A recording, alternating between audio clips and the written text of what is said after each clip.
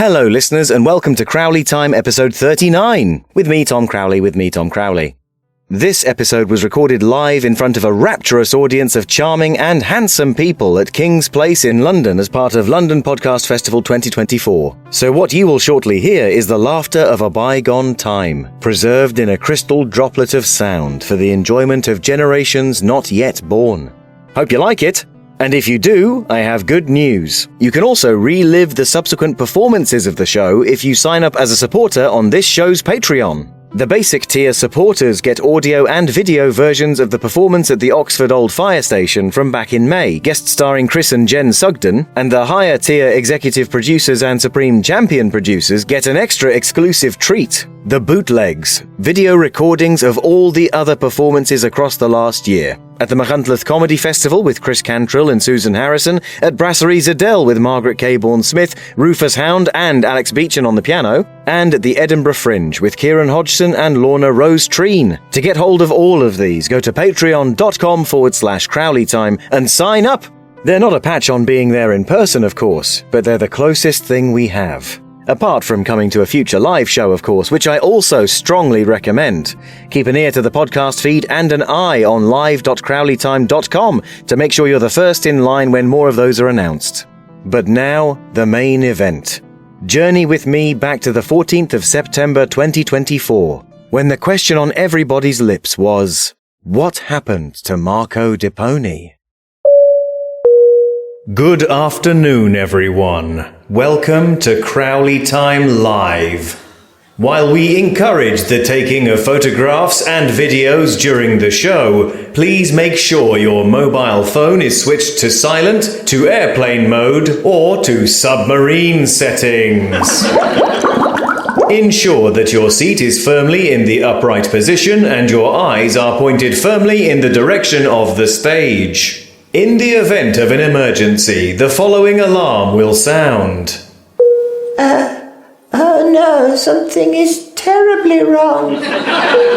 In that eventuality, the person causing the emergency will be politely asked to leave.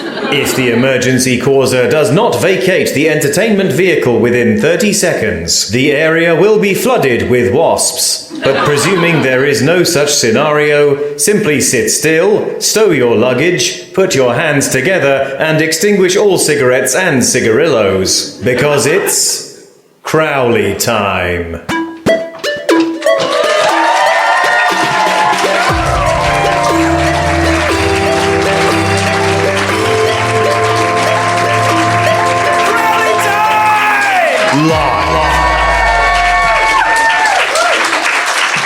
Hello, and welcome to Crowley Time with me, Tom Crowley, live. With me, Tom Crowley, live. Hello and welcome to both those listening at home and those here in the room at King's Place as part of London Podcast Festival 2024. Some of you are here for answers. Some of you are here for fun. Some of you are here even though you haven't listened to the show, but you've been press ganged by friends who do listen to the show because they didn't want to come to this on their own. Some of you are here because you've got tickets to the Sporkful with special guest Ed Gamble and you've misunderstood the venue signage. To those people I say, this is quite a good low-stakes moment in the show for you to leave and go to that, so I recommend you do that now. But those of you seeking answers, rest assured, you will find them here in this show. And to those of you who have no idea what I'm talking about, don't worry, we won't leave you behind. Great pains have been taken to ensure that newcomers will be caught up on everything that's come before the events of this seismic episode. So you should have all the context you need to understand what follows. So there should be nothing confusing or alienating for any of you, no matter how familiar you are or how... I'm a lemon! Excuse me, I'm a little lemon! Well, so I see, but I'm trying to introduce my show here. Lemon, sorry. Well, don't worry about it. You don't have to fret about it. Just, lemon going now, bye! Sorry, everyone, that was a little lemon. So as I say, nothing confusing or alienating. No pointless in-jokes, I guess, is what I'm saying. So yeah, no, it'll be fine. So any newcomers to the show, don't worry about that. But in order to fully convey the astonishing events that you're about to behold, I need a little bit of help. Firstly, thanks to the man working the sound at the tech desk, Odin Ornhill-Marson. That's the good stuff. But it's not just him and his noises. I also need some company up here on stage because I get lonely. So please would you put your hands together and welcome to the stage my incredible guest cast for this performance, Gemma, Arrowsmith and Paul Putner!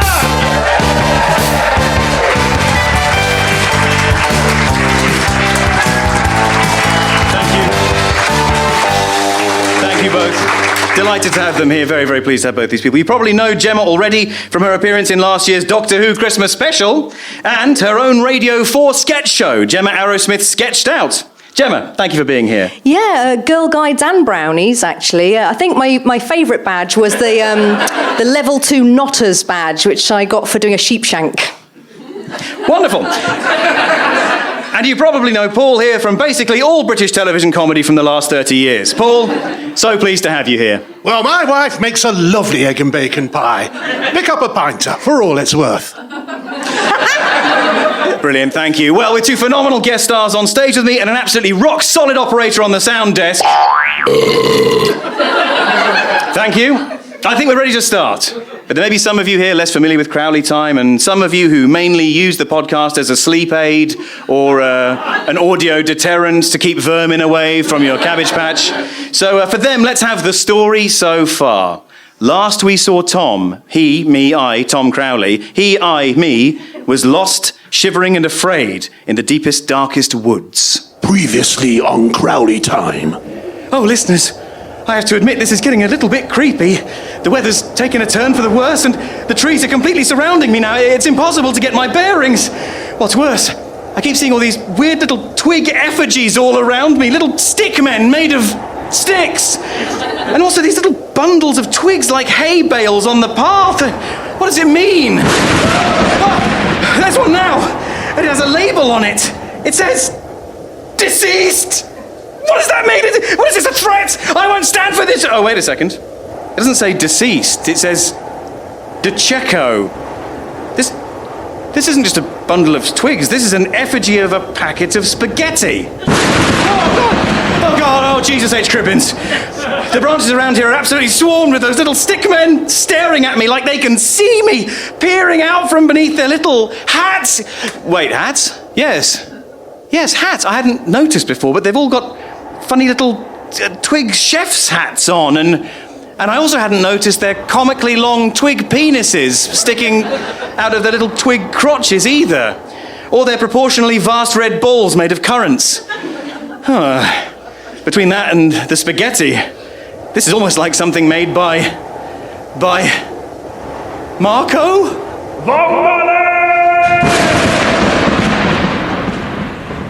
Berkshire FM. Picture the scene. It's an ordinary British summer's rainstorm in an ordinary patch of dense British woodland. And you are perfectly ordinary British writer, actor and comedian Tom Crowley.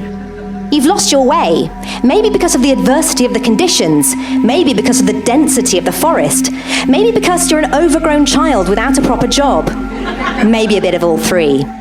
But little do you know that the dark woodland is the least of your concerns, and that you're about to stumble out of the frying pan and into the lasagna dish. I'm Bethany Returgence, and from Berkshire FM, this is What a Massive Cult. What a massive cult. But wait, hey, whoa, let's back up a bit here. Back 18 months, an appropriate gestation period for such an oversized tragedy baby. Well-known television chef Marco DiPoni is enjoying a thriving and eventful presenting career on programmes like Marco's Umbrian Kitchen, Would You Like a Little Italian in You, and Marco DiPoni travels around Italy with a comedian or some shit. But to the nation, he was best known for his regular appearances on breakfast television mainstay AM in the Morning with Andy and Mandy.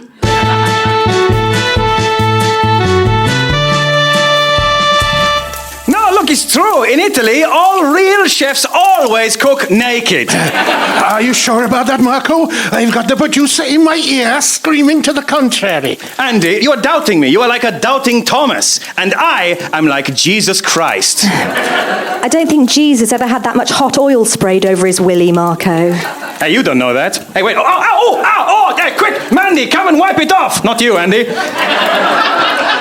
Yes, a thriving career.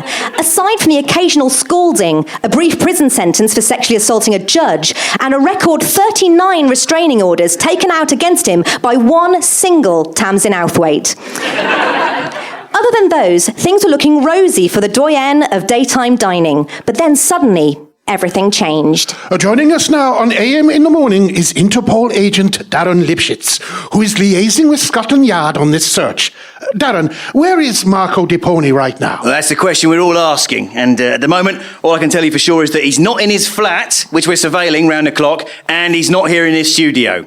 He's not, is he? No, not as far as we know. Damn, that would have been a real coup. That's right. Marco DiPoni was missing. Speculation was rife as to what had led him to completely abandon his life, his career, and his home without warning. Was it the sheer volume of traffic and public indecency fines that had dogged him throughout his career?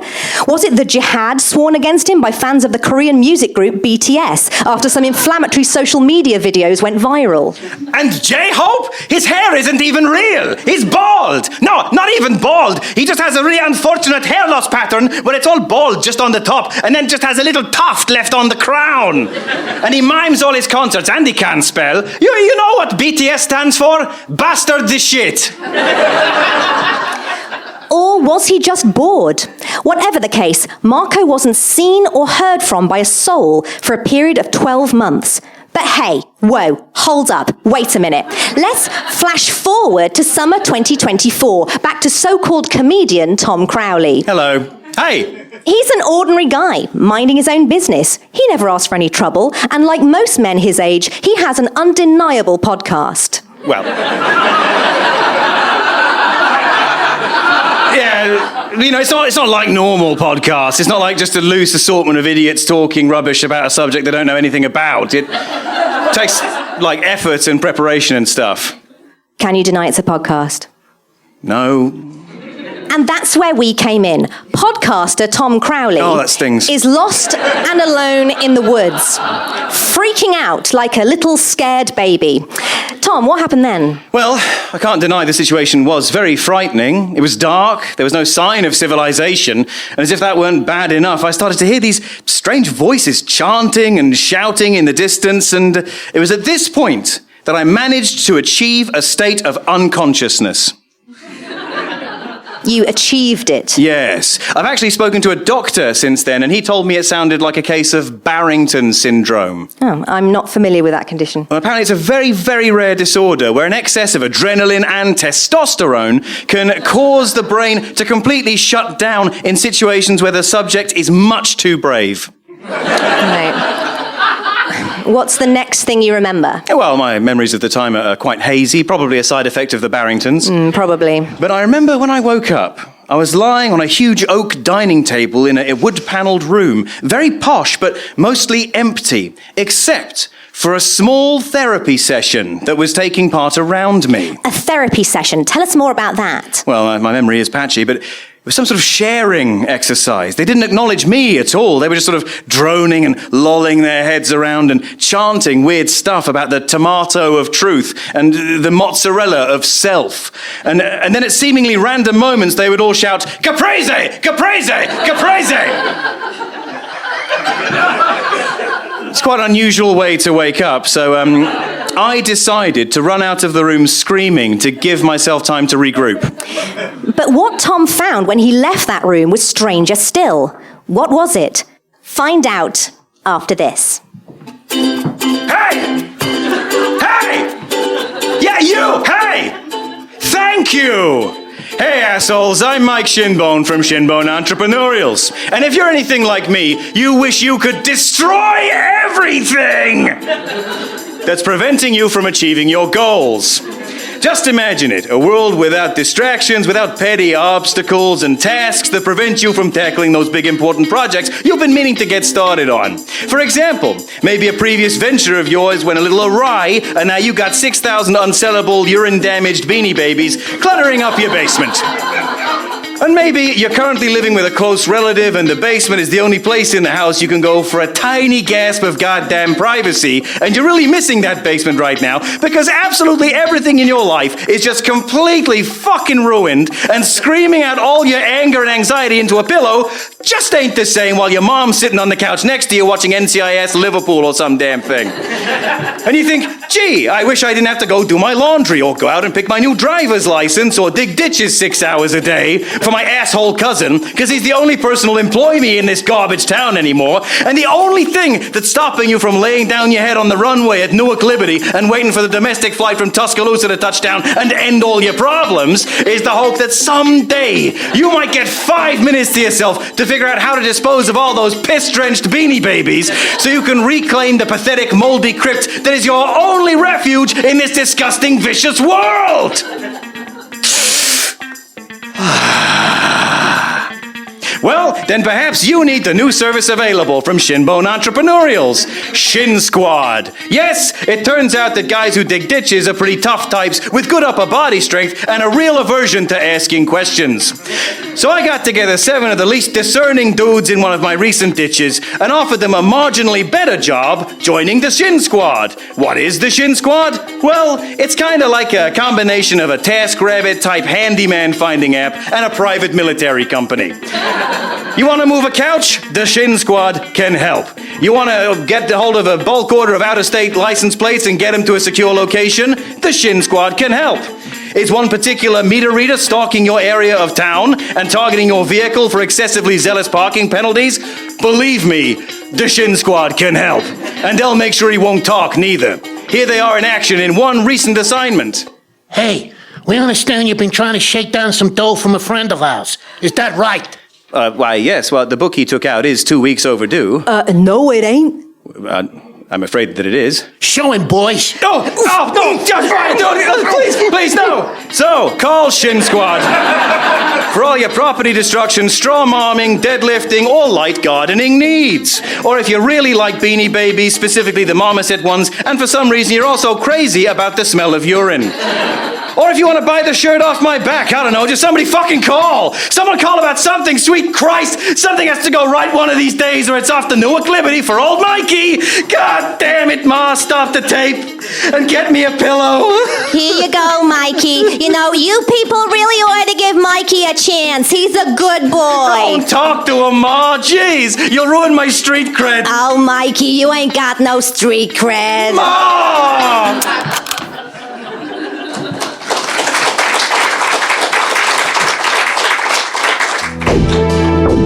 What a massive cart. Hello? Mrs. Frenzel, Special Agent Buck Humanities, Interpol. We spoke on the phone, and then a little bit on Facebook Messenger. I gave you that moo cow barn on Farmville. Oh, yes, of course. Please come in. In the hunt for Marco DiPoni, Interpol were following up any and all leads they had. This is footage from last year, where we see Interpol agent Buck Humanities and his team following up a lead, a complaint made by this woman, Florraine Frenzel, about one of her tenants. She rented out one of her properties, a one-bedroom flat in Sidcup, to a man she described as like a mustacheless Super Mario waving a cleaver around. So, naturally, this aroused Interpol's attention. So you rented this apartment out to this man. What name did he give? Well, that did seem suspicious to me at the time because he introduced himself as Dr. Luscious P. Ness, which I thought seemed a little unlikely. Well, you never know, do you? I once knew a lady called Harriet Magooch. The poor woman. Yes, it was even worse for her when she married her husband, Trevor Dolan. But that doesn't make a funny phrase. Oh, no, he was just a total asshole. Yeah, you weren't lying about the number of Bailey's bottles in here. This is a classic DiPoni red flag. And, is that? Yes, an entire spaghetti bolognese, fucked right up the wall.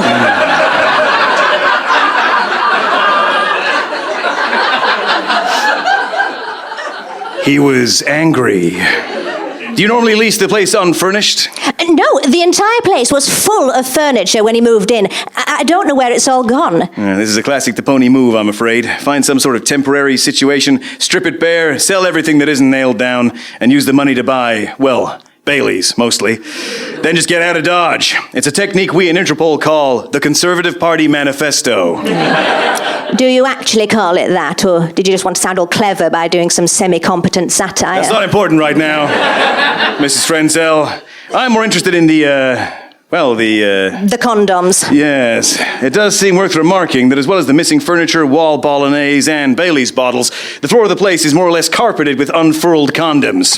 I don't think any of them have been used. Not for their intended purpose, no. They're not used, they're just... unfurled. Yes, a carpet of unfurled condoms. These ones in the living room, they seem to have been filled, but with Baileys. Unbelievable. They were drinking out of them. If you look in the bedroom, there are inflated unfurled condoms in the place of pillows. Yes, and just there in the shoe rack. No shoes, just row after row of unfurled condoms. What the hell happened here? It boggles the mind. So you say the neighbors expressed some concern. Was that anything to do with the unfurled condoms? No, not as far as I know. The neighbors just said there were a lot of people around most of the time. How many? At least 40, they said. 40? In this little apartment? Apparently so. Clattering about, shouting, chanting, all sorts of strange goings-on. That must have raised an alarm if you'd let the place to one single man. Well, him and the other man. The other man? Whoa. Hold on. Wait a minute. Just hold on right there. Let's meet the second key player in this story, Rob. Hello. Not yet. Oh, sorry. Rob de Papulos grew up in a working-class household in South London. He had a loving family and he went to a good school. But unfortunately, he was, to quote his teachers, a little turd. He was ill-disciplined and impulsive and ended up dropping out of school with no qualifications and releasing a truly dreadful rap single. I'm tough like a very badly cooked chop. I'm hard like off-brand ice cream straight out of the freezer in the corner shop. If you mess with me, then things go wrong. I'm really, really, really, really, really good at rapping.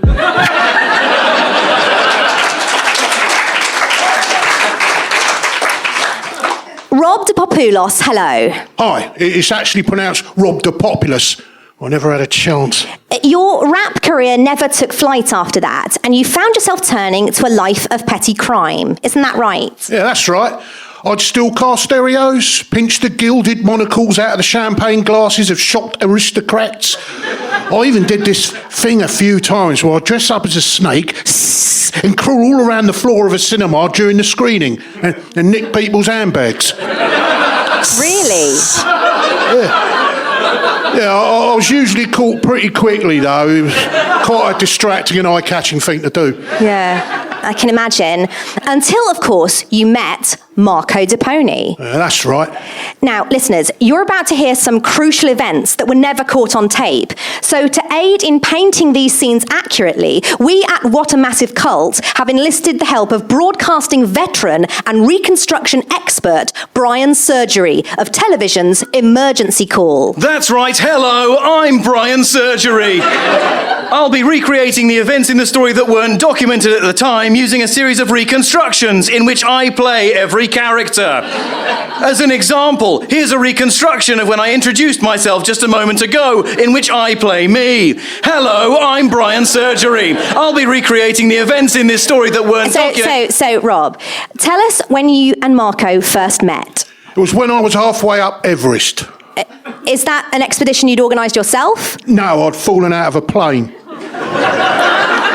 Fallen out of a plane? Yeah, all right, I was thrown. I tried to hijack it, but the cabin crew had overpowered me and chucked me out the emergency door. It's a miracle you survived. Well, the plane was only about 20 feet off the ground. That's quite low. Yeah, I didn't really know what I was doing. What I forgot was, when you hijack a plane, you've got to know how to fly the thing afterwards, ain't you? That must have been a worrying realisation. Yeah, I was proper shitting it. And that's how they were able to get the better of me so easily and fling me out. And that's when you bumped into Marco. That's right. He was on the way up. I was on the way down. Gosh, what a terrifying fall from that plane. Wait a second, who are you? What do you mean, who am I? I'm a television chef, Marco DiPoni, that's who I am. What are you, more like, you pig dog? I'm Rob the Populist, and I've just fallen out of a plane. Non esiste, I just got thrown off a boater yesterday. We have so much in common. Yes, you're right, and if we're going to survive on this mountain, we're going to have to work together. Mamma mia, you're right, compagni.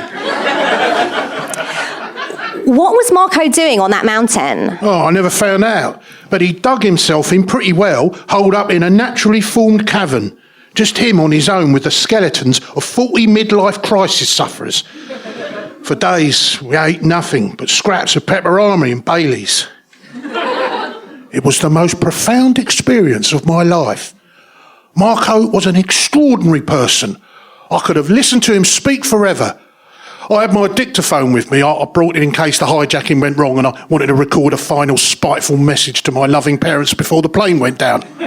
But instead, I used it to record Marco's most profound thoughts. I have never paid full price for a pair of jeans, not once in my life. I take a can of spray paint into the shop with me, take the jeans into the changing room, and spray anti-Italian ethnic slurs all over the bottom area.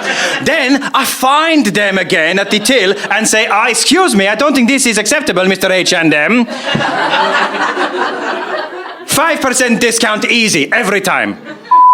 Have you ever seen the Northern Lights in person? Me neither. But you can create the exact same thing in your house just by looking into a bare light bulb for 5 minutes without blinking and then closing your eyes. You don't have to wash your clothes, man. That is a lie that was put around in the 80s by Big Daz. Tamsin Outhwaite is a liar. Nobody wants to admit it, but most men in the world have something weird sticking out of their dicks. I knew that these were ideas that the world had to hear. Somehow, we had to teach the world to think like Marco.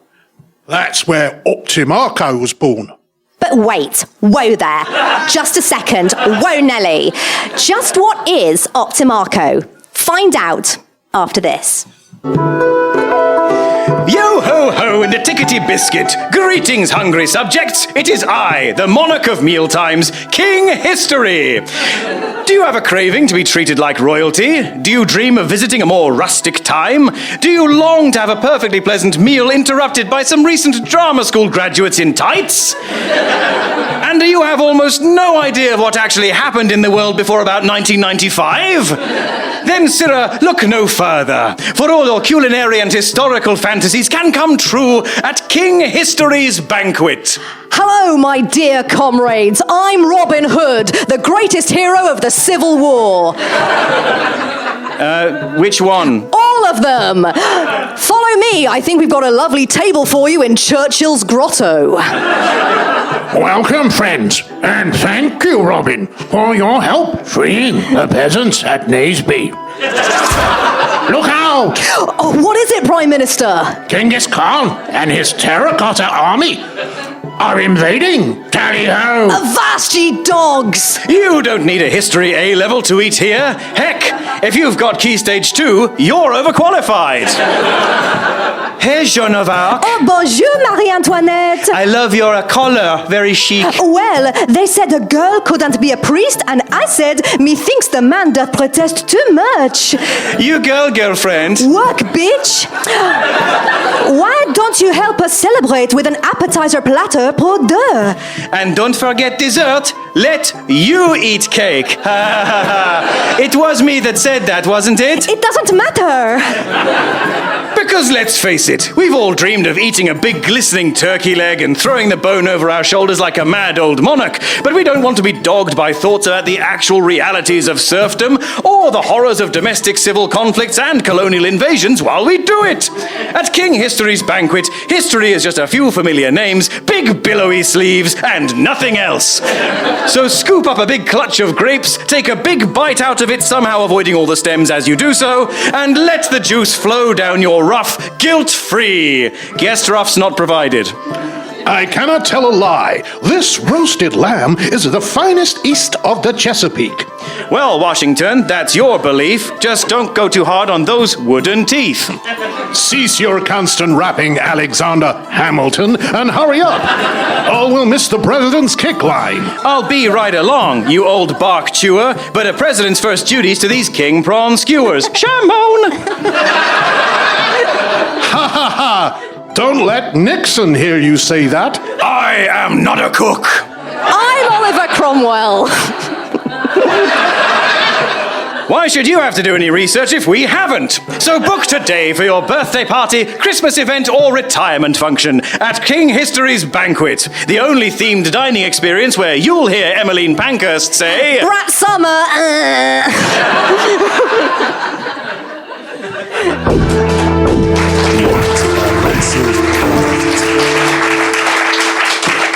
From Berkshire FM, this is What a Massive Cult. But whoa, hold up, back it up now, wait a second, where were we? After several days hunkered down in a cave on Everest, Marco DiPoni and Rob Topopoulos escaped the grip of the mountain. The following is a reconstruction. Hold on tight to my waist, Marco! Taking advantage of this break in the blizzards, we can try to ride down to the South Base Camp on this midlife crisis hedge fund manager's frozen body. See, good idea, amico mio. No timer to waster. Let's burn hedge fund manager. From there, they travelled the hard way, bribing their way across the border into India and paying to stow away on freight vehicles on the road to the Arabian Sea. Rob was penniless, but Marco was still flush with residuals from the international sale of his cooking programmes and his fee for appearing on 2 episodes of the previous year's Strictly Come Dancing before being firmly asked to leave. They then boarded a tramp steamer across to Yemen. I like these sailing types, Rob. They use absolutely disgusting language and are covered in grease at all times, just like the chefs in my kitchens. Yes, Marco, but they've also all got machetes and keep threatening to cut our dicks off.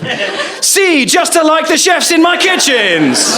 After many weeks of travelling, the two finally made it back to England, where they rented the Sidcup flat from Mrs. Frenzel that was left in such a mysterious state. Here is what we imagine must have happened. Condom unfurling party! Yay! Everyone loves to unfurl the condom! Let's have a condom! There's another one! I like this game! No, I'm sorry, that's not what happened. Care to shed any more light on the matter, Rob? Hold up, wait, whoa there. Hang on a moment. Just where did all those unfurled condoms come from? Oh, I can explain that. The trouble was, Marco thought that Johnny's was slang for pounds. So when a dodgy market stall bloke in Dover said to him, "Do you want 500,000 Johnnies for 10,000 quid?" he said, "Yes, please." So that's how Marco lost the funds that he had access to at that time? Yeah, we just had enough for the deposit on the flat and a few hundred bottles of Baileys.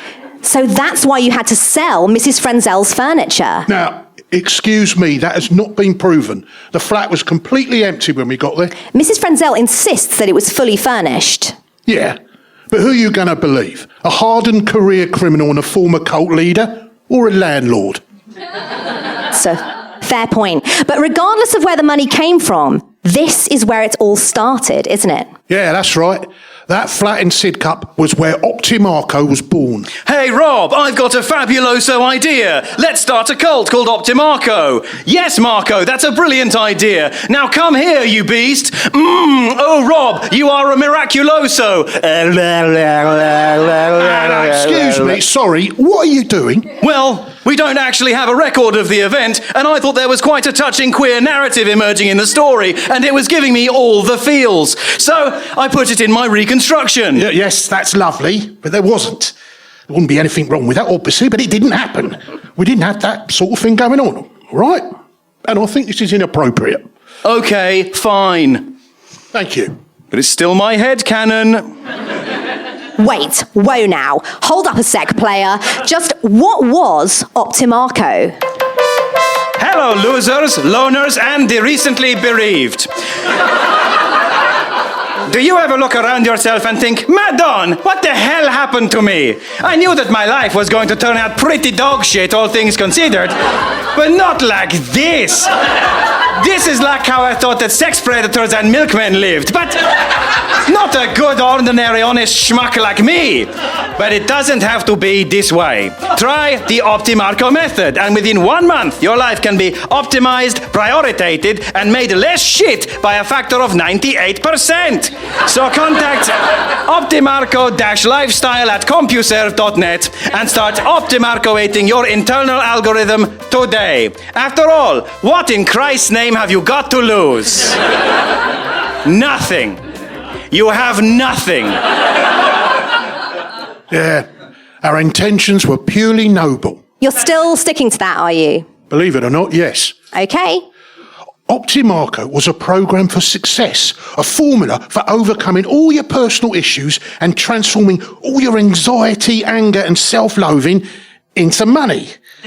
It also taught you how to make a truly special aubergine parmigiana, but that sort of emerged accidentally. And this all happened in that little flat in Sidcup. At first, yes, but soon we realised the scope of the project was outgrowing the space we had. Plus, once we had 40, 50 members living in that little place, the neighbours started to ask questions. What sort of questions? Oh, just things like, is this a cult? Are you running a cult? This seems like a cult. Wait, isn't that Marco DiPoni from television? Oh my God, can you hold my beef stroganoff while I phone the police? I know they've been looking for him. Wait, what are you doing? Put that down. Could you stop gagging me and putting me in the cupboard? That sort of thing. I see. So, we went to Tucker. But stop. Wait. What? Sorry. Rewind, selector. Tucker is Tez Tucker, billionaire CEO of investment group Tesco, who, as luck would have it, owns an area in the south of England called the Home Counties. In a remote part of the region, set back amongst dense forest, stands an ancient stately home called Bastardstown Manor. It was this house that Tucker lent to the Optimarco group, and which Tom Crowley would find himself waking up in, trembling and whimpering like a newborn baby deer some months later. It's called Barrington's syndrome. It's a very rare disorder, actually. We, at What a Massive Cult, were able to speak directly to Mr. Tucker, albeit only in the few minutes that he was walking between the London premiere of Deadpool and Wolverine and Krull and the launch party for a new exclusive S&M dungeon for the ultra-rich down the street. Yeah, I like Marco. It's funny. We see eye to eye on a lot of things, even though he's an ant. Sorry, that's billionaire slang for non-billionaires. We first met at the BAFTAs at the cocaine bar, also known as the disabled toilets. It was actually the secret illegal BAFTAs we had during lockdown, where we gave all the awards to Robson Green for a laugh. Yeah, it was jokes. Anyway, so last year, Marco popped up saying he had a new business on the go that needed a bit of space, and he'd cut me in on the profits if it made good. I told him, Marcondo, if it makes less than 500 mil, it ain't even going to touch the sides. Keep that chicken feed to yourself. Your cult or whatever sounds great. Just don't mess with the wiring, don't bring the law sniffing round, and no mass suicides. Unless you clean up after yourselves, obviously. That'll teach me to be so charitable. Still, the whole ordeal did reinforce my New Year's resolution to be less generous, so that's something. Now, out of my way, Ants, I'm off to have my bollocks popped into a gold-plated vice by a godlessly expensive sex worker that's had a series of complex surgeries to make her look exactly like Margaret Thatcher. Oh, hey, Branson! Branson, you dickhead! Are you coming to this thing too? Yeah, I know! Thatcher bollock vice! Yeah! Don't mess with the wiring. Don't bring the law down. No mass suicides. Through our investigation, we now know that Marco definitely broke 2 of these promises. But which ones were they? Stop. Wait right there. Whoa. Heel horsey. Let's flash forward again to summer 2024 on the day Tom Crowley awoke in what he would soon learn was Bastardstown Manor. Well, about time. Beg your pardon? Well, I'm the one who brought this whole scandal to your attention. I'm the one who had a harrowing true life brush with insane horror, and you haven't asked me anything in ages. I've been sat here watching you yammering away with this reprobate. I prefer morally challenged. Well, it's either that or watch Brian acting out his reconstructed fan fiction. Don't like the reconstructions, eh? Well, here's a reconstruction of you. Leave it, Brian. He's not worth it. Go and get a croissant. Okay, maybe I will. Mr. Crowley, You've got your wish. This is your soapbox. It's time for you to tell us exactly what you saw in Bastarded Manor, the headquarters of Optimarco. Well, all right. I will. Yeah, and good luck setting the scene because you won't have anyone reconstructing any of it for you. Leave it, Brian! Fine! Now, Mr. Crowley, let's hear the whole story. Good. After this break. Oh, you're joking. What a massive cart.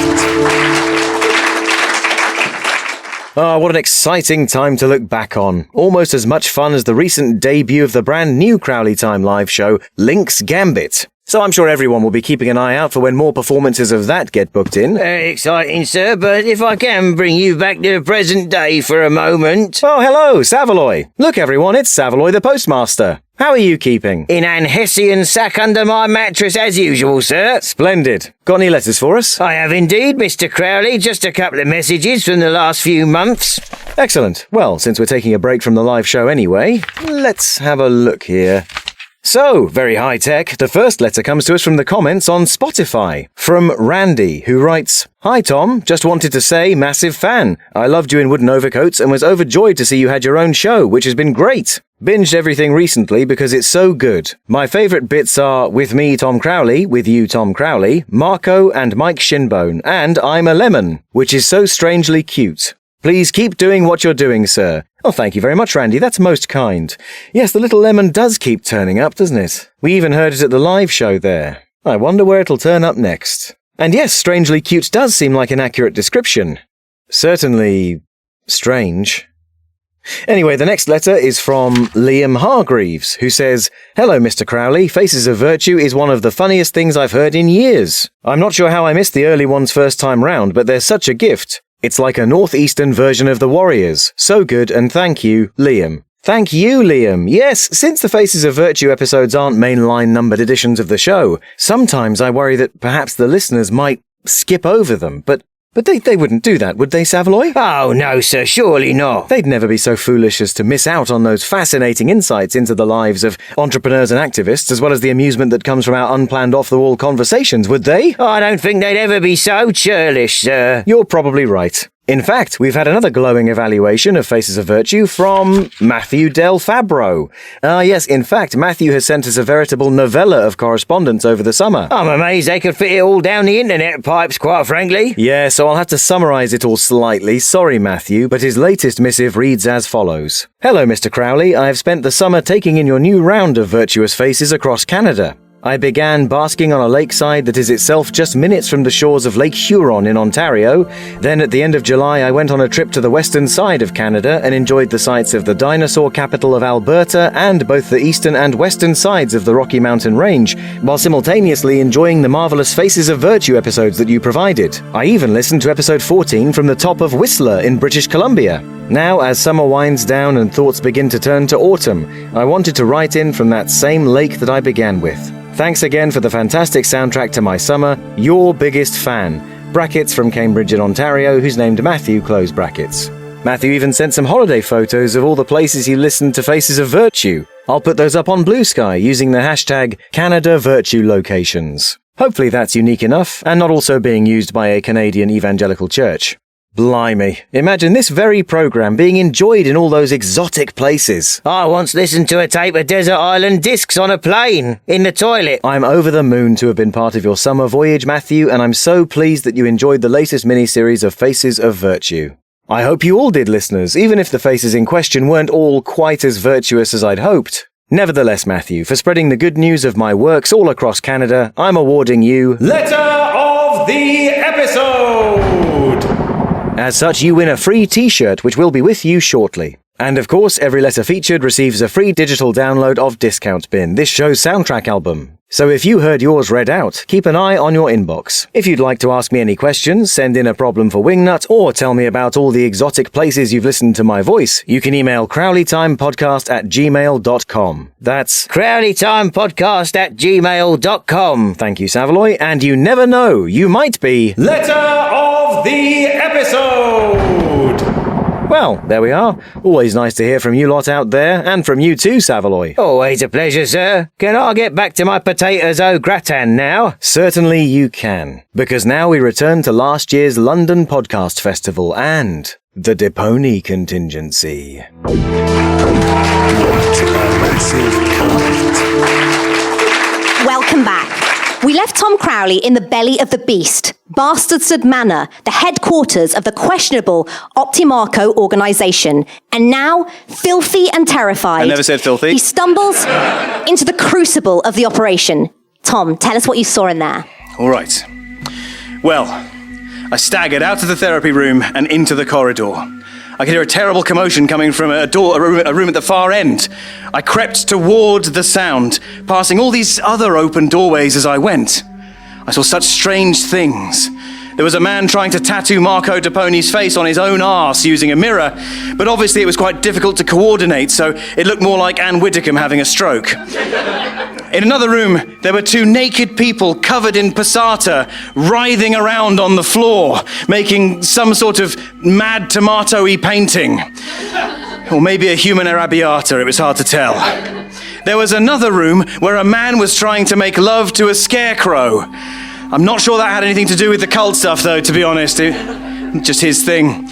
But then at the end of the corridor, I finally came to the source of all the commotion. I peered into the doorway and saw... But just hold on a moment. Oh, for Christ's sake. Rob, with all due respect, what the fuck? Look, I can understand why you'd say that. It's understandable that someone who hasn't been through Optimarco would find it all a bit kooky. But believe me, all of these seemingly insane and cruel rituals were actually exercises designed to maximise the marcosity of the subject, to train their brain to true chef standard and hopefully help them to achieve total and absolute self-worth and deponification. Deponification? Yeah, look. Whatever you think of Marco, you've got to admit he's got some truly exceptional aspects to his character, ones that anyone could benefit from in the modern world. He's totally unself-conscious, he's incredibly driven and resourceful, and he's brilliant at manipulating people and getting away with some truly horrendous behaviour.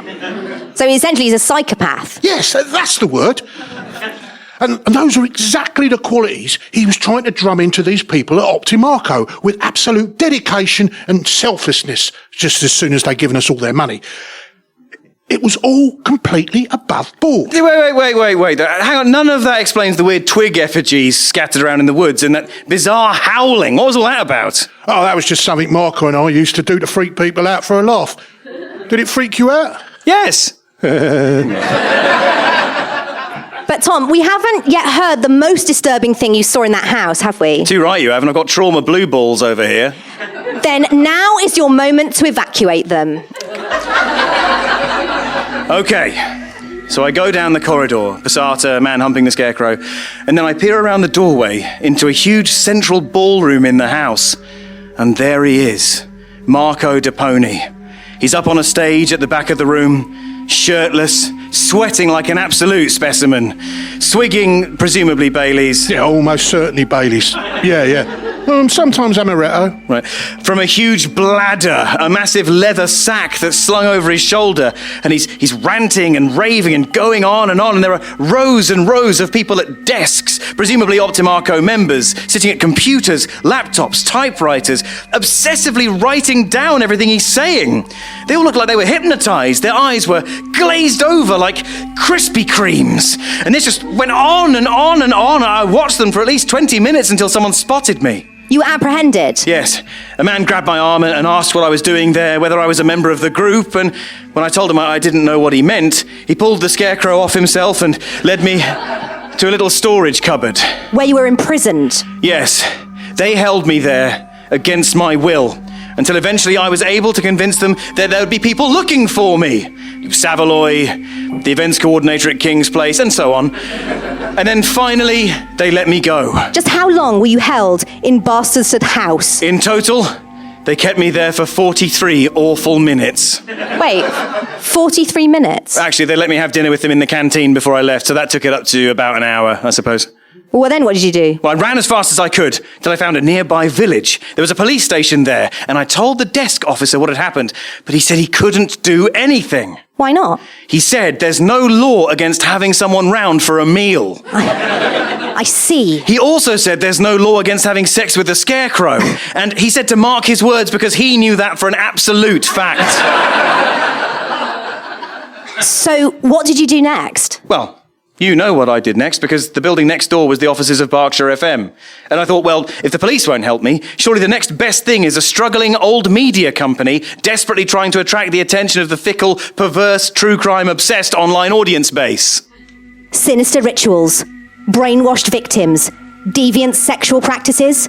It's all here on What a Massive Cult from Berkshire FM. Berkshire FM. But just who were these people, these previously normal citizens, manipulated on the deepest psychological level to becoming nothing more than unquestioning drones? Rob, just how does someone end up joining a cult? Well, with your classic cult setup, there are a few crucial demographics you want to target right off the bat. You've got your kept spouses, early retirees, students and actors. They're all incredibly bored, feel trapped in their lives and have a desperate burning desire to belong somewhere. With the actors, they also have a couple of years of modern dance and stage combat under their belts, which can come in handy. So, we've heard from petulant clown Tom Crowley. Well, We've heard from evil institutional abuser Rob Depopoulos. Hiya. But now it's time to hear from someone who experienced the Optimarco method firsthand. One of the hundreds of victims whose life savings were thieved, whose personal relationships were damaged, and whose sense of reality was warped by Marco DiPoni and his organisation. He joins us now and has asked to remain anonymous. Welcome, Witness One. my name's Trophy Bucksheath. Oh, shite. Well, cat's out of the bag, I suppose. Aye, that's life, I suppose. Oh, we're... Trophy, then. Tell us about you and what led you to Optimarco. Oh, well, I'm an all-round entertainer, like, and I got my big break playing a police officer in a massive show last year on the major streaming platform Plus Max Go Extreme flavour. But unfortunately, it got cancelled shortly before the end of its first episode. That's such a shame. Tell us about it, like. They deleted the rest of it completely. They burnt the negatives, stuck the hard drives in a big magnet, the whole thing. They did a full Batgirl on it. Yeah, full Batgirl, aye. Totaled. Gutted, man.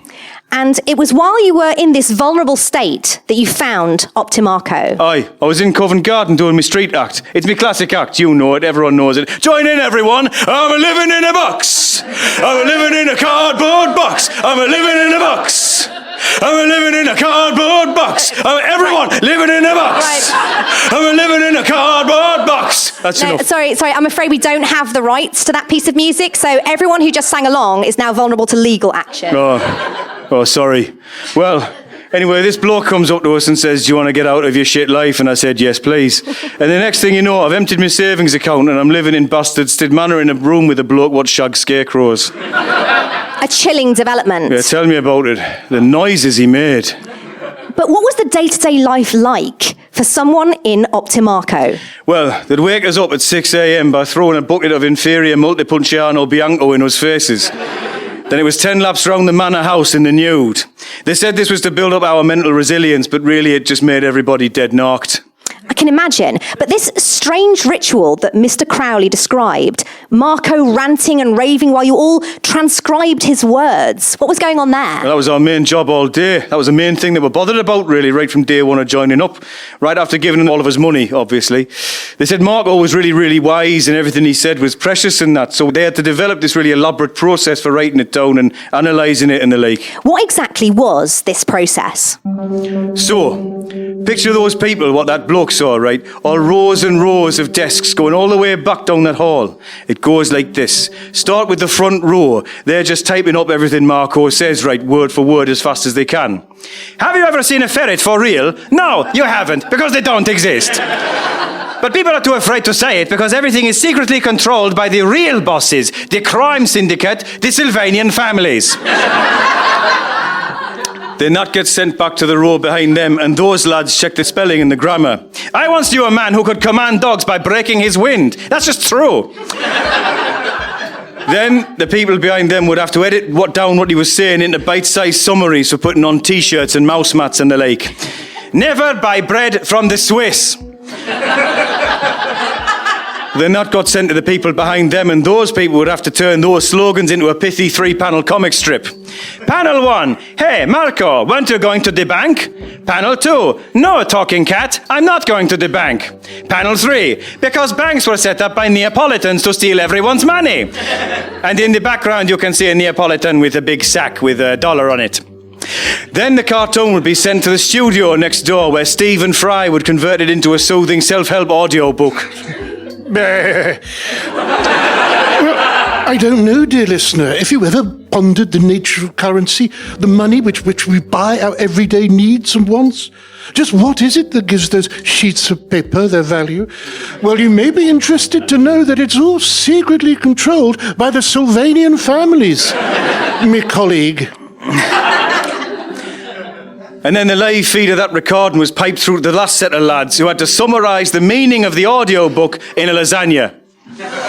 Right, and how long would this go on for? All day. You couldn't stop him. He was like the Niagara Falls of bullshit. It just kept coming and coming. And capturing it all sounds like quite a job. Aye, especially considering that he recorded all those speeches anyway. That's why we've got all those clips we just heard. He taped every single second. If I'm honest, I think the rest of it was just a complete waste of everyone's time. So why do it? Why the mouse mats and the lasagna? Well, they told us it was to ensure we'd fully grappled with the lessons therein. But to be honest, I think it was to break our spirits and make us more compliant. And it worked and all. Back then, I thought Marco and Rob were like God and me dad and Kevin Keegan all rolled into one. I'm so sorry. Reliving this must be very difficult. It's all right, I've been deprogrammed now. Go on, test me. Ask me what I think of Marco DiPoni. What do you think of Marco DiPoni? Cunt. Trophy Bucksheaf, thank you. Not at all, Tar. So, Marco and Rob's stranglehold on the Optimarco members grew and grew, and their membership was expanding all the time. So where did it all go wrong? What finally brought down Optimarco? And just what was the DiPoni contingency? Yes, I've been wondering what that Find out after this. Oh, bloody hell!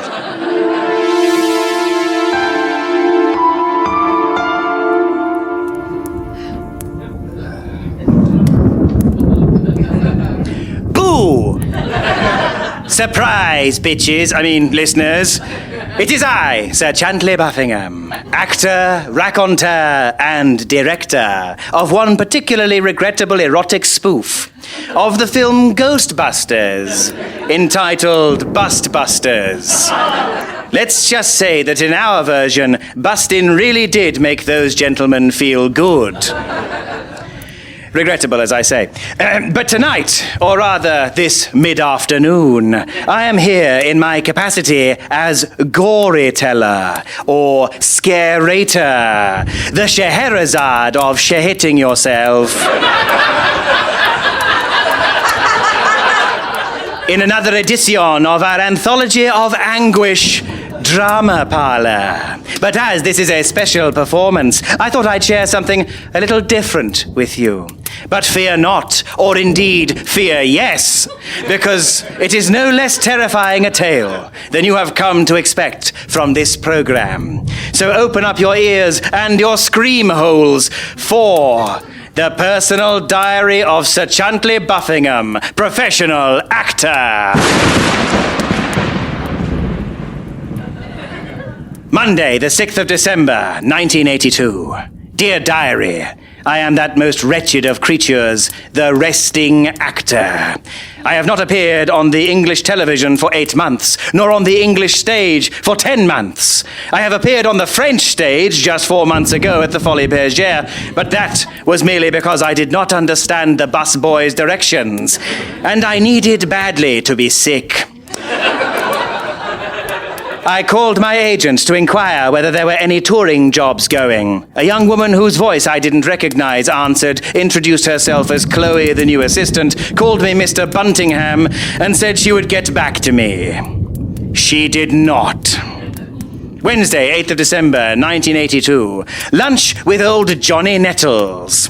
He tells me the anticipation for the second series of his detective frippery Bergerac has reached fever pitch. They're frothing chunters, he said. They're over the moon. They're saying it might be too sexy to air. The Jersey Tourist Board are talking about specially expanding the island's landmass to accommodate all the tourist trade they're going to get once it airs. I tell you, chunters, I'm going to be living in a specially expanded landmass of cash and fanny. They're talking Nettles for Bond 13. Oh, yes, it's good to be Nettles, my boy. Reader, I could have sliced his throat open and drunk his blood then and there. Thursday, 9th of December, 1982. E.T. came out today. Fucking loved it. I absolutely fucking loved it. Friday the 10th of December, 1982. Still no word from Agent. Liver for tea. Saturday the 11th of December. Saw E.T. again. Even better the second time. I fucking love that little bastard. Monday the 13th of December. I almost gave up today, dear diary. After decades in the acting trade, weathering its many peaks and troughs, I almost threw in my 2 masks with the happy and sad faces on. It seemed like only yesterday I'd received a standing ovation for chucking up at the Folies Bergère. And all of a sudden, I was sitting by a phone which steadfastly refused to ring. Was this the end? Had I achieved the sum total of my potential as a performer? Could it be time to retire completely, or join a cult, or worse, get a proper job? These were the torrid thoughts that raced around my head, dear diary, until, impossibly, miraculously, the phone rang. I answered on the first ring, as I had spent days sitting with my clawed hand hovering 2 centimeters over the receiver, to hear the unexpected voice of Nettles. "Chunters, old fella," he roared. "Sorry about all the boasting and fanny talk at lunch the other day.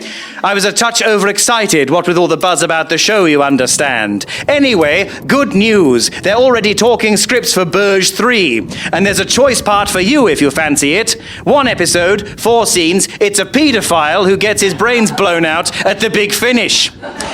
Great moment, head explodes, crash zoom on neck stump credits. No audition necessary, what do you say?"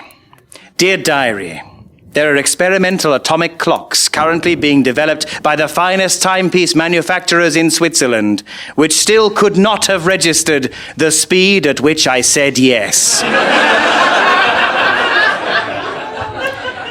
Looks like it's back to the limelight for old Buffingham after all, eh? Liver for tea. Had a Barclays. The end. Quite a chilling account, eh, listeners? One's entire livelihood and sense of self-worth balanced precariously on the knife edge of a casting director's whim. And yet, that is the terrifying life of an actor. So if you listen to my little tales or find yourself gazing up at the silver screen, goggle-eyed at those celluloid icons like Rita Hayworth or Paul Putner, remember this cautionary tale and ask yourself whether you might be better off retraining in cyber instead. Leave it to the professionals like me to bear this terrible burden. But do remember to pay me a visit from time to time, here, in the drama parlor.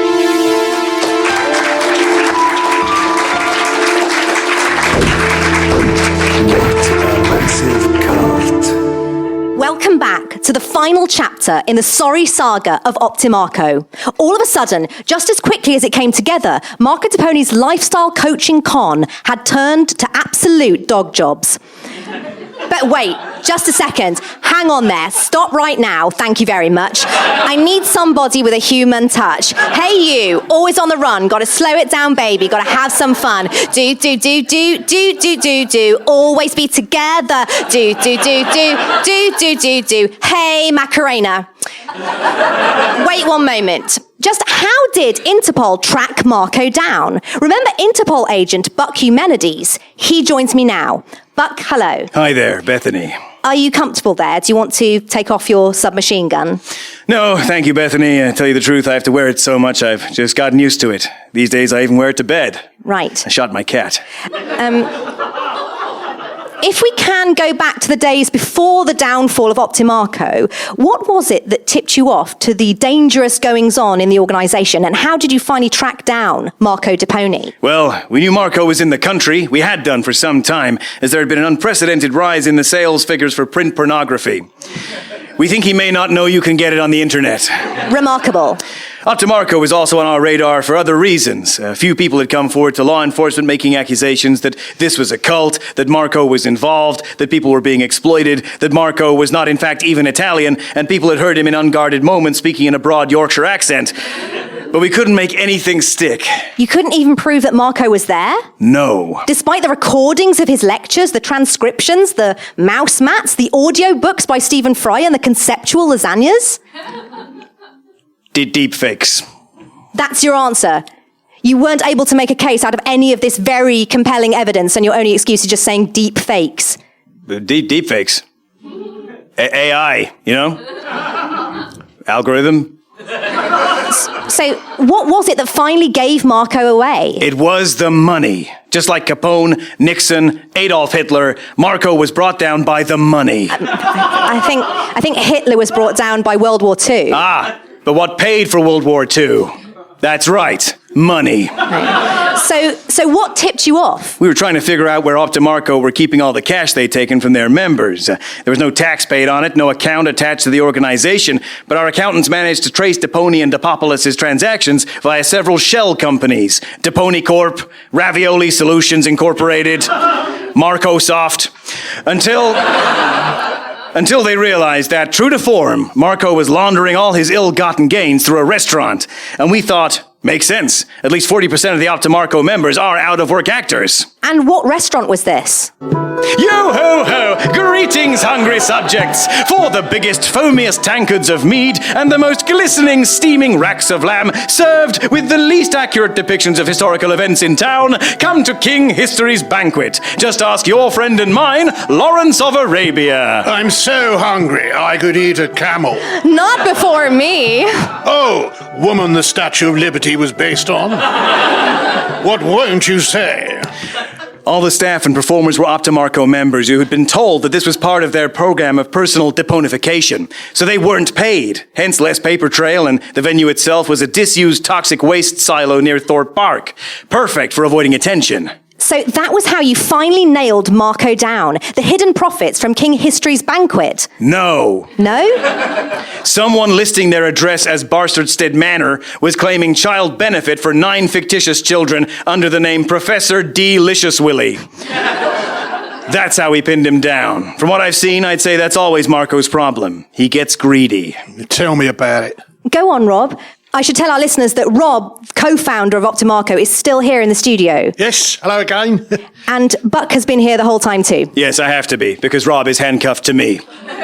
These are pinching me, actually. You couldn't loosen them a bit, could you? For the last time, no. Damn, that usually works.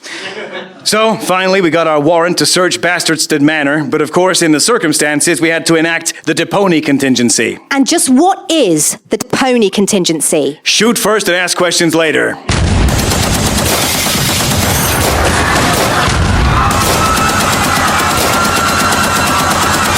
It's a miracle nobody was hurt.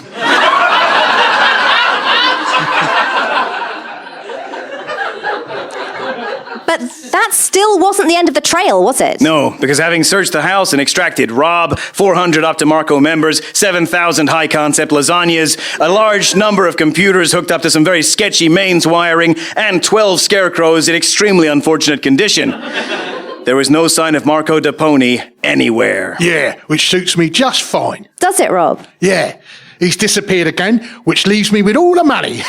Oh, really? Allegedly. And that is the dangling question mark at the end of the phrase "the end" at the end of this tragic, confusing book. Optimarco shattered hundreds of lives and twisted countless melons. Melons which have had to be forensically untwisted in the biggest deprogramming operation in the history of the restaurant sector. Once again, Marco DiPoni evades justice and leaves authorities baffled. Wait, is that it? Oh, are you still here, Tom? Yes! I'm still waiting for an answer to the question that everyone's been asking. The question you said you'd get to the bottom of when I first brought you this story. What's happened to Marco DiPoni? And now you're leaving it at, we still don't know. I don't mind, honestly. I think we should just leave it. Allegedly. I don't know what to tell you, Tom. We've used all our resources to try and crack this case. We brought in Rob, Trovy, Buck. We chased down every lead we had. And personally, I've Googled things so many times, but this is where the trail goes cold. Well, I think that's an incredibly unsatisfying ending. That's true crime, sweetheart. Think about it. If the actual authorities haven't managed to solve the case, we're not going to do it, are we? We're just some guys with some microphones and some dubious product sponsorship. Buy Neuromag's brain medicine. Offer code CULT for 1077. No, not now, Webley. So this is how it works. You build up the tension and suspense until the very last moment when you make a speedy and apologetic exit because you haven't got a proper conclusion to the whole thing. Not so fast, baby darlings! Oh my God! It's Marco. Marco's just burst into the studio. It's DiPoni, everybody down! Marco! I was just about to get in touch, actually. Rob the populace, you son of a bitch! Oh God! Marco, what have you done? I opened this champagne. To celebrate! Because I finally found you, Rob, you beautiful son of a bitch! And we are rich criminals! Hooray! Let's get out of here and get some chow mein! I don't think so, DiPoni. Buck Humanities, Interpol, you're coming with me. You've got a date with the International Criminal Court. What is the charge? Eating a meal? A succulent Chinese meal? Rest in peace? No. 1 count of benefit fraud. Shame.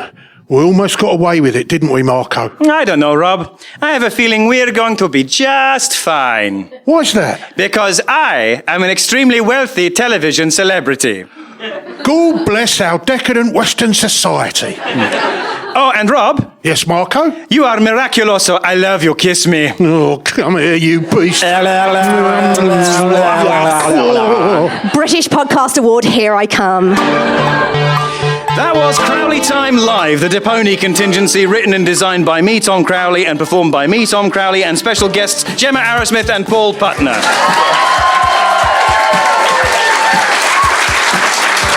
Music and sound operated by Odin Ornhill-Marson. The programme was recorded in front of a live audience at King's Place as part of London Podcast Festival 2024.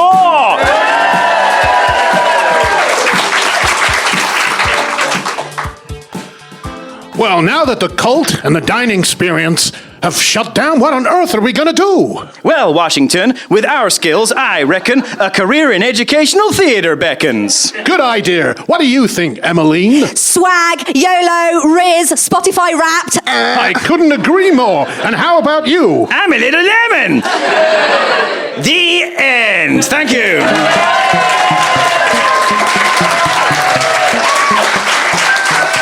Thanks once again to my special guests Gemma and Paul, and to the master of the soundboard, Odin, and also to the entire team at London Podcast Festival and the venue staff at King's Place. If you enjoyed what you heard, make sure you're checking out Gemma's podcast Leyline High Rewind. Yes, I know I keep going on about it, but that's only because if you like this show, you'd really, really like that one too. Search Leyline High Rewind on your podcast platform of choice, or go to leylinehigh.com. To find more Paul Putner, go back and revisit British comedy greats like The Peter Serafinowicz Show, This Morning with Richard Not Judy, and Spaced. Or just turn your telly on. It won't be long until he turns up in something. Odin Ornhill-Marson produces, composes, and sound designs for horror comedy anthology podcast Ramon Fear's Terror Tapes, which you should definitely check out and consider signing up for their Patreon too. And you can find out more about him and the wonderful noises he makes at odinoh.com. That's Odin with 2 N's, ODINNOH.com. Don't forget that you can get recordings of all those other performances of the DiPoni Contingency at patreon.com/CrowleyTime, and you'll be supporting me in making this show in all its various forms while you do it. Give a bit extra and you'll get the bonus bootlegs plus a credit in each episode you fund as one of this show's Executive Producers. Savaloy, would you do the honours? Certainly, sir.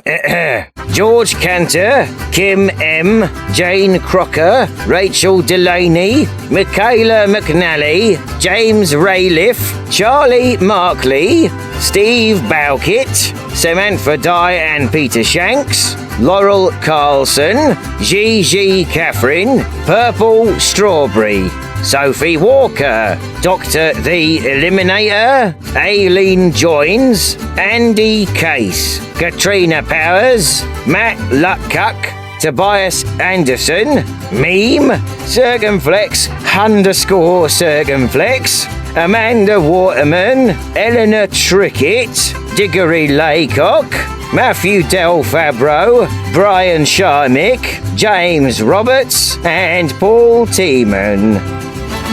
Very nice, thank you. Not at all, sir, and thanks to that lot, of course. I'm off to make myself another potatoes au gratin. Ooh, you might want to go easy on that stuff. You can't tell me what to do. All right. Listeners, I'll be back soon with more of your regularly scheduled Crowley Time. In fact, the next episode will be released as soon as I've been successfully deprogrammed. All hail Marco! So make sure to subscribe, so you'll be alerted at the precise moment that happens.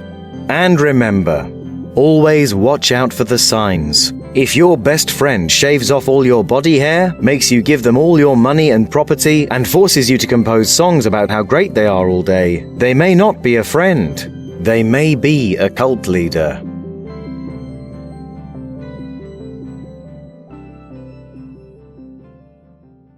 Oh, sorry, you asked one thing out of me, which was to speak into the microphones, and I haven't done it yet. Have the other two checked theirs, or...? Hello, can you hear me? Nuts.